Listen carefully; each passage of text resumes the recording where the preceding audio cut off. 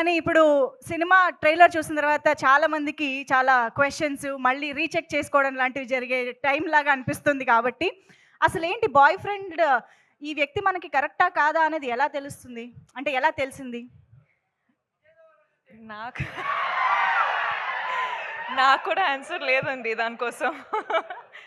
Answer లేదు, మనము figure out చేసుకోవాలి. కానీ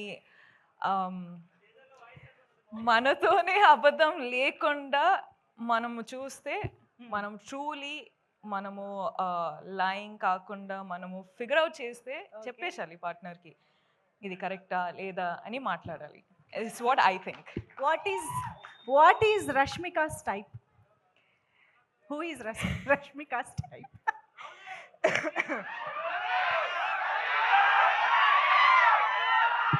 అందరికి తెలిసే. అక్కడి నుంచే వచ్చిందంట ఆన్సరు. అంతే అంతే అంతే అంతే.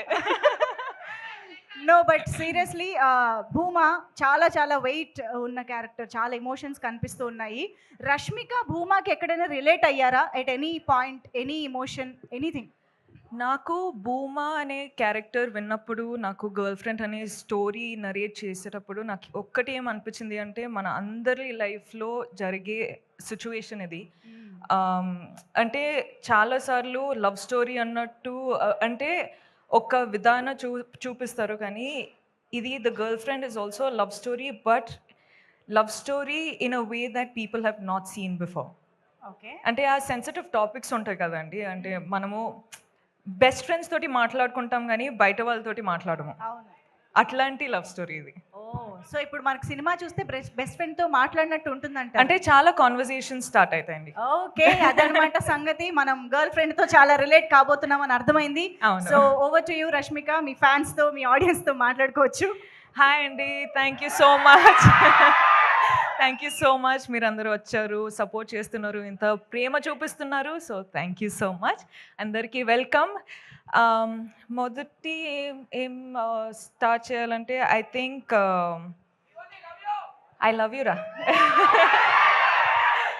ఇప్పుడు ఈ కొన్ని ఇన్సిడెంట్స్ జరుగుతున్నాయి కదండి, అంటే ఇప్పుడు bus burning and all of that is happening. ఇప్పుడు ఇన్సిడెంట్స్ జరిగేటప్పుడు ఐ ఫీల్ చాలా పర్సనల్గా అయిపోతుంది అని, ఎందుకో నాకు అర్థం అవ్వట్లేదు ఎందుకో అని, but it feels very personal. So I'm very sorry to all the families. కేర్ఫుల్గా ఉండండి, కేర్ తీసుకోండి అని చెప్పొచ్చు, కానీ ఆ సిచ్యువేషన్ వచ్చేటప్పుడు we are all helpless. So I'm extremely sorry, ఏం చెప్పాలో నాకు అర్థం కావట్లేదు. So again I'm very very sorry. అంటే ఇప్పుడు గర్ల్ ఫ్రెండ్ ట్రైలర్ చూసారు, I hope you like it.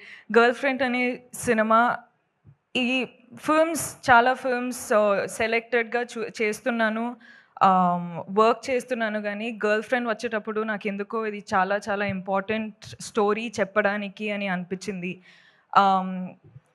నాకు నంబర్స్, సక్సెస్ అవన్నీ నాకు తెలియదండి. నాకు ఒక మంచి సినిమా, మంచి స్టోరీ చెప్పాలి, నా ఆడియన్స్ నా ఫిల్మ్ చూడడానికి వచ్చేటప్పుడు ఏదో ఒక ఫీలింగ్తో బయటకు వెళ్ళాలి అని నేను నా సినిమాలు చేస్తానండి. అండ్ ఇదొక సినిమా, గర్ల్ ఫ్రెండ్ అనేది రైట్ టైంలో, రైట్ కాన్షియస్లో రైట్ డెసిషన్ తీసుకున్నానని అనిపిస్తుంది.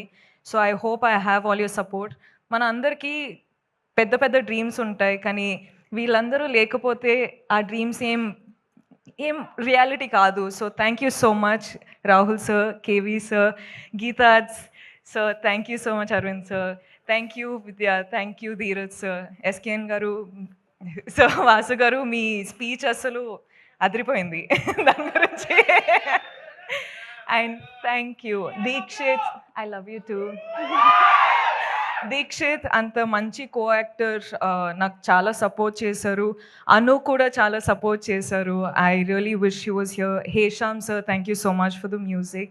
అండ్ మీరందరూ ఆడియన్స్ చాలా ప్రేమ ఇస్తున్నారు, చాలా సపోర్ట్ చేస్తున్నారు. I love you, I do this for you. You are the most important thing in my life for me. Thank you so much and I love you again. Love you Rashmika, thank you so much.